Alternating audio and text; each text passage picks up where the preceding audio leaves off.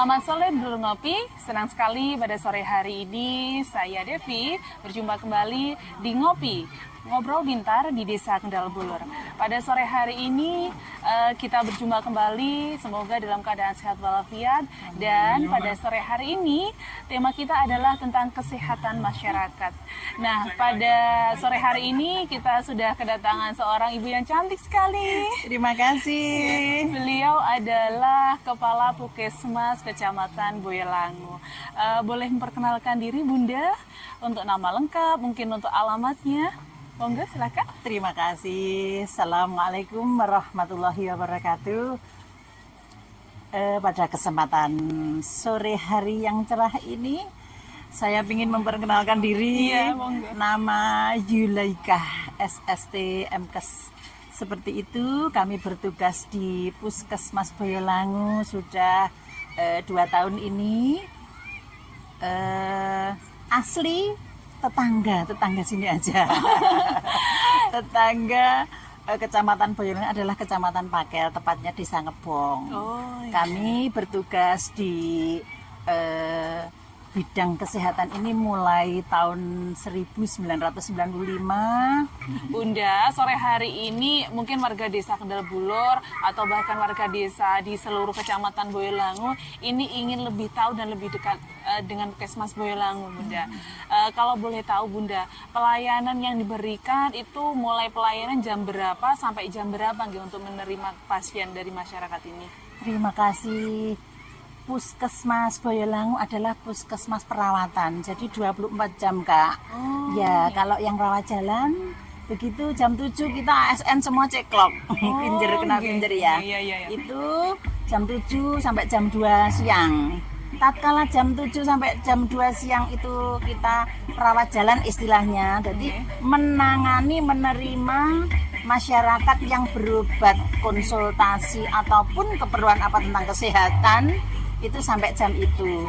Kemudian begitu selesai UGD kita buka 24 jam. Jadi melanjutkan dari jam 2 siang tadi sampai kembali besok pagi kita terima. Itu namanya rawat inap. Di depan ada UGD, kemudian di belakang ada rawat inap. Oh, begitu. Yang melayani semuanya. Tidak hanya di Kecamatan Boyolangu saja. Orang jalan lewat, jatuh, kitalah yang menolong. Oh, seperti itu. Iya, Bunda. dari manapun. Jadi kalau misalkan ini Bunda, kalau ada masyarakat yang membutuhkan kesehatan jam 2 malam pun itu tetap ada yang piket, Bunda? Insya Allah selalu ada. Cuma mohon maaf, kami keterbatasan waktu, Kak. Kalau jam 2, misalkan jam 2 malam, sering sekali pasien yang ada di puskesmas ini kondisi darurat, kita harus merujuk. Jadi teman yang piket merujuk bersama driver ke rumah sakit. Sedangkan ada panggilan darurat lagi yang harus kita hadapi, kita tangani. Tapi kalau datang di puskesmas insya Allah bisa. Tapi kalau menjemput, kita armadanya satu, harus menanti yang dari rumah sakit tadi pulang, kemudian kita baru menjemput yang kedua. Berarti pelayanan itu memang difokuskan untuk masyarakat, jadi masyarakat juga harus sabar, ngoten gitu, Bunda. Begini, Bunda, untuk kerjasamanya untuk kerjasama Puskesmas Boyolangu dengan desa-desa, pelayanan apa saja yang sudah diberikan, Bunda? Terima kasih. Untuk pelayanan puskesmas dengan desa itu sangat begini, Kak. Jadi puskesmas adalah anaknya dinas kesehatan. Kemudian puskesmas punya anak lagi di desa-desa. Jadi Puskesmas Boyolangu membawahi 9 desa. Jadi misalkan desa Ngranti, desa Kendal Bulur, desa Waung, Pucung Kidul, itu setiap desa ada tenaga kesehatannya 2, 1 bidan, 1 perawat di sana, Kak. Jadi ditempatkan 2 tenaga kesehatan yang ada di desa. Nah, diharapkan untuk mengcover kebutuhan apa masyarakat, mulai dari posyandu balita, posyandu remaja, posyandunya banyak sekali. Iya, sampai saya dengar ada posyandu jiwa. Iya, posyandu jiwa termasuk di Kendal Bulur juga ada seperti itu. Selain posyandu, mulai dari pertemuan ibu hamil, kelas ibu hamil, lansia, pos bindu PTM itu PTM, penyakit tidak menular pun kita juga mengcover Kak. Jadi sebelum terjadi sakit, kita tenaga kesehatan mengadakan namanya perkumpulan Posbindu itu. Kemudian masyarakat datang. Jadi penyakit tidak menular. Datang ke situ, kita deteksi sedini mungkin. Nah, tatkala datang kok ditemukan misalkan loh kadar gulanya tinggi, kita kasih untuk penurun kadar gula, kita terapi, kemudian periode yang akan datang periksa lagi setiap bulan kita siapkan tempat, tenaganya juga obatnya. Apabila terjadi hal yang tidak kita ingatkan, harus kita rujuk juga kita menyiapkan rujukan seperti itu. Kalau untuk pelayanan yang jenengan ceritakan tadi Bunda, itu apakah ada biaya yang harus dibayarkan masyarakat atau gratis dari Puskesmas ke desanya? Alhamdulillahirrahmanirrahim. Insya Allah selama ini kita sudah di cover BPJS. Kadang BPJS ini Kak, ada yang belum paham. Kan macamnya banyak ya. Ada yang KIS, ada yang apa itu Askes kalau yang pegawai negeri, kalau yang swasta macam-macam. Pokoknya semuanya di cover BPJS itu gratis. Jadi masyarakat dari manapun kita tetap gratis. Seringkali sudah seperti itu, tetapi mungkin masyarakat ada yang masih gimana nggak ragu, khawatir pelayanan ini BPJS kok gratis.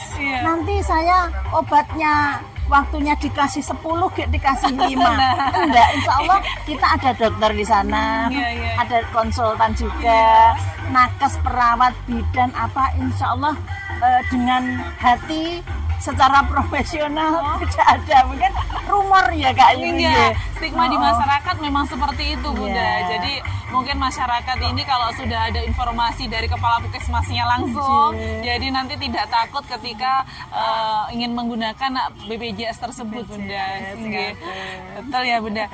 Lalu penyakit yang tidak menular Bunda, yang banyak jenengan dan tim puskesmas temukan di masyarakat itu apa saja nih? Saya harus menjawab gimana ya Kak? Karena saking banyaknya hipertensi, kemudian diabetes. Mudah-mudahan masyarakat kita nanti dengan perilaku hidup sehat akan secara periodik berkurang yang namanya penyakit itu. Hampir populasi masyarakat kita ada Kak. Jadi khawatir saya kalau nanti istilahnya penanganan terus semakin enggak gimana ya, terkontrol, itu akhirnya semuanya akan yang namanya DM. Bukan lagi sekarang itu ya Kak ya, bukan hanya orang tua Bunda, kayaknya anak kecil mulai dari anak remaja yang menjadi persoalan Bunda. Itu apakah dari pola makan, apa memang hanya karena dalam waktu sekejap kemudian gula darah itu bisa naik dengan mudahnya Bunda? Kalau kadar gula meningkat bukan hanya waktu sekejap Kak. Gitu. Faktornya banyak. Kalau yang paling dominan adalah perilaku. Kita pola makan. Perilaku dan pola makan ini sangat muncul. Anak-anak kita baru ditemukan banyak, mungkin Tulungagung ini ditemukan berapa ratus gitu Kak. Karena sebelumnya belum ada program geser jadi mantul, gerakan serentak. Itu keren ya. Anak sekolah kayaknya semuanya mulai dari SD dilihat semuanya sampai SD, SMP, SMA semua Kak. Akhirnya dengan dilaksanakan geser jadi mantul secara serentak, ditemukanlah masih SD kelas 2, kelas 3, anak SMA itu gulanya sudah ada yang Bunda. 500. Kenapa Bunda kok si anak-anak bisa sampai segitu? Faktor pencetus pertama adalah makanan. Itu mohon maaf ini penjajah makanan. Sebenarnya kita makanan semakin banyak dibeli seperti ini contohnya, tidak apa-apa. Cuma kandungan yang dijual itu contohnya boba. Saya enggak menjelekkan mereknya. Itu sedikit dari yang diolah di situ, gulanya, susunya, pengawetnya, pewarnanya sudah melebihi. Oh, melebihi. Iya, akhirnya seperti itu. Oh, jadi itu kalau misalkan dikonsumsi berlebih setiap hari itu bisa mengakibatkan DM Bisa. ngoten nggih, Bu? Paling pencetus utama, Kak. Oh, Karena iya, iya. ndak ada keseimbangan nggih antara yang diperlukan tubuh, kemudian alat yang ada di tubuh itu mencernanya juga kesulitan, kemudian gizi yang lainnya yang masuk kurang, Iya. apalagi anak-anak. Enaknya dulu biasanya, Iya, Bunda. betul sekali. Kalau untuk ini Bunda, yang pernah saya alami di keluarga saya itu ayah saya kena TBC Bunda. Iya. Kemudian memang sudah saya bawa ke rumah sakit. Nah ternyata kami dikembalikan lagi ke Puskesmas Boyolali pada saat itu.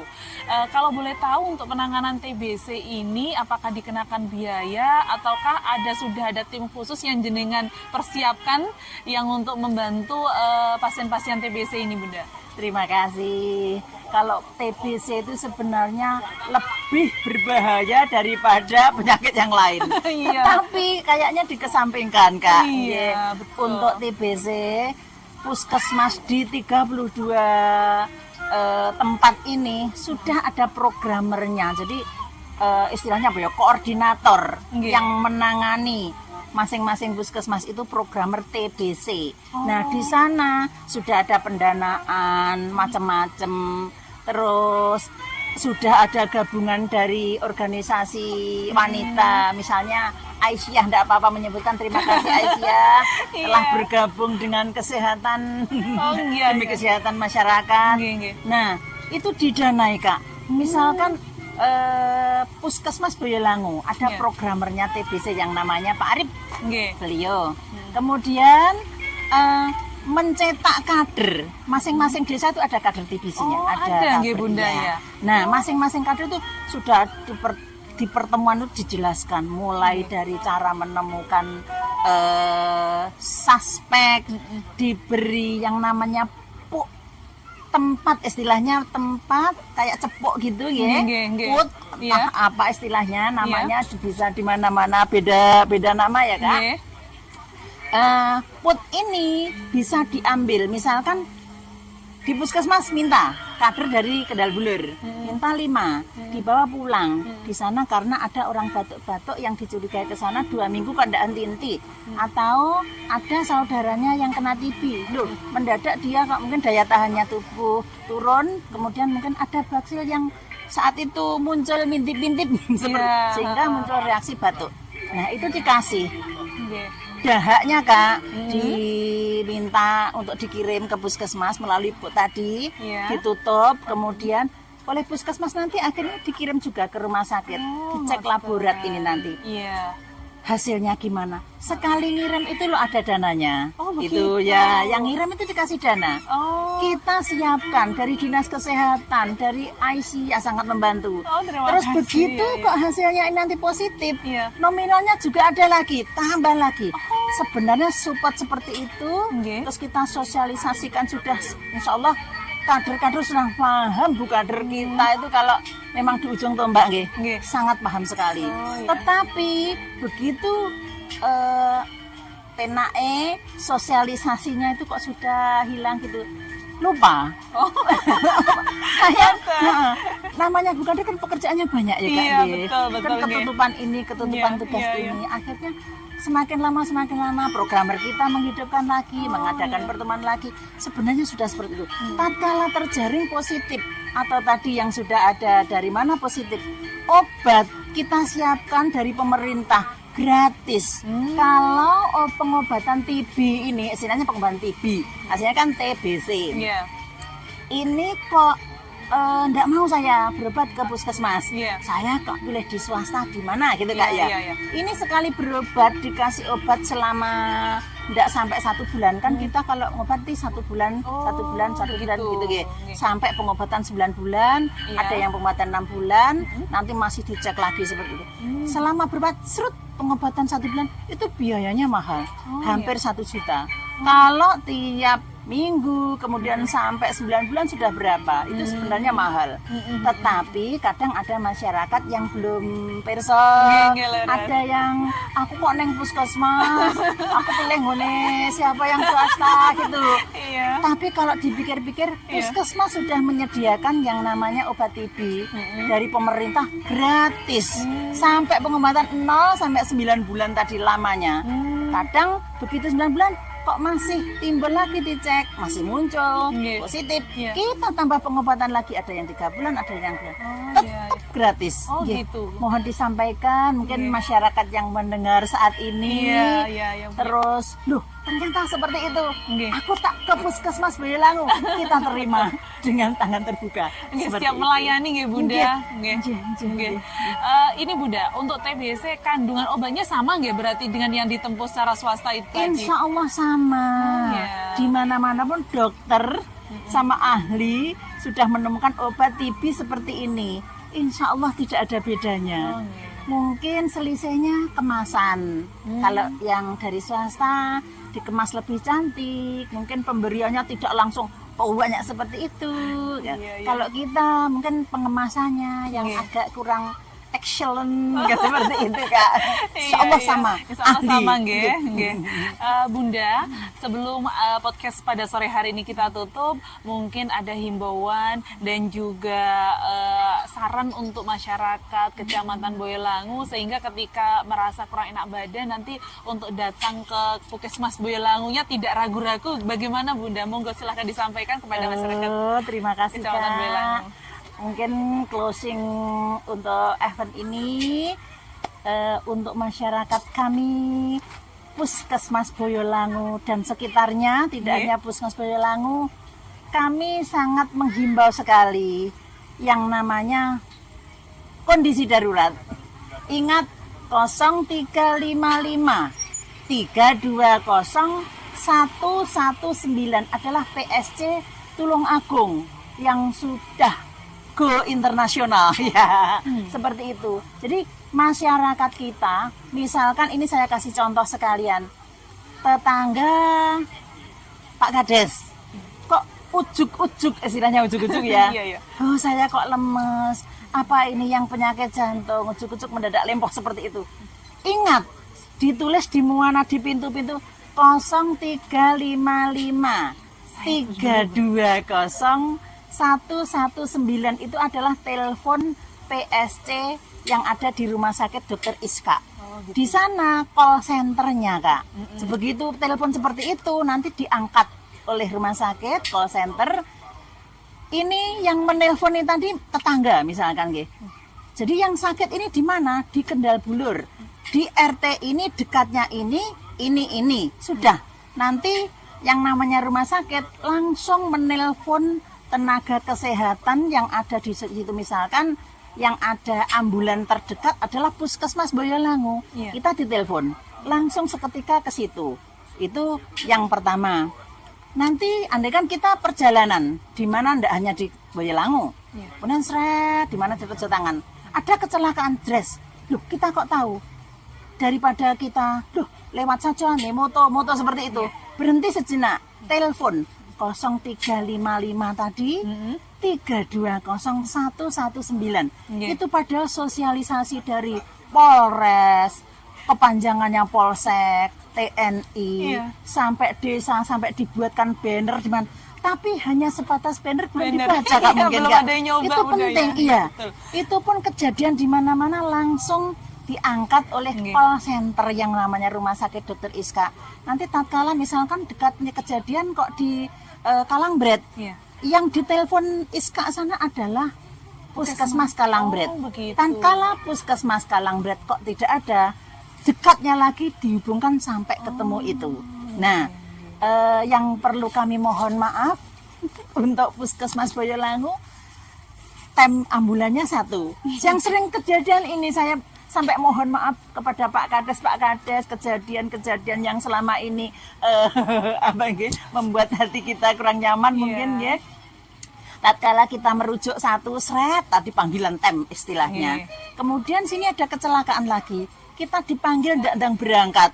Iya. Ternyata ini drivernya sak petugasnya masih di sana. Masih mengirim masih, Kemudian ya masih diteleponkan lagi, yang terdekat mana lagi Beji. Nah, ditelepon lagi. Nah, telepon-telepon itu yang lama. Itu yang gitu. yang menjadi kendala kita. Yang kedua adalah tenaga driver kami belum ada yang ASN, jadi kita kesulitan tatkala satu bertugas di mana, satu bertugas di mana, gitu. Tetapi jangan lupa pokoknya ingat 0355 320 119 itu sangat membantu kita. Mungkin seperti itu. Sehat selalu untuk masyarakatku. Allah Subhanahu wa taala selalu melindungi kita. Amin. Amin, amin ya rabbal alamin. Baik, dulur ngopi pada sore hari ini sudah panjang, lebar dan jelas sekali Ibu Kepala Puskesmas Boyolangu memberikan arahan dan himbauan serta beberapa saran dan pelayanan yang ada di Puskesmas Boyolangu. Semoga perbincangan kita pada sore hari ini Bunda bermanfaat untuk seluruh masyarakat sehingga masyarakat tidak sungkan lagi untuk datang ke Puskesmas Boyolangu. Saya akhiri pada ngobrol pintar kita sore ini. Sampai ketemu pada ngobrol pintar lain waktu. Wassalamualaikum warahmatullahi wabarakatuh. Waalaikumsalam warahmatullahi wabarakatuh.